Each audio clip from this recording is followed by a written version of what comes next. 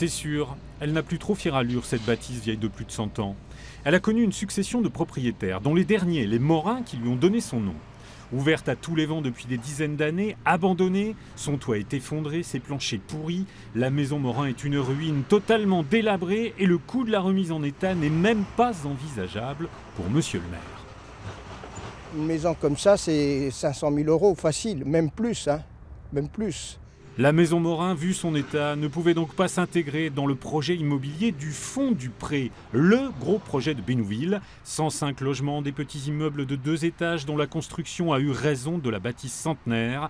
C'était ça, ou renoncer au projet et indemniser le promoteur.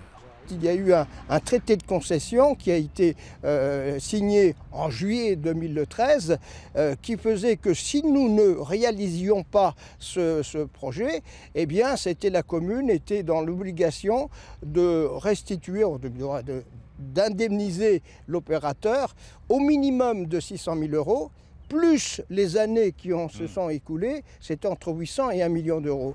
Les vieux Bénouvillais, évidemment, regrettent la disparition à venir de l'ancêtre et le style architectural original pour le lieu.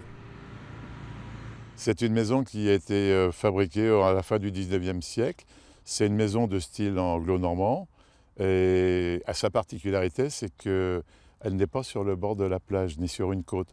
Ces maisons-là, en général, on les retrouve quand on monte sur Merville, Franceville, un petit peu partout sur la plage, mais celle-ci, elle est en plein milieu de Bénouville.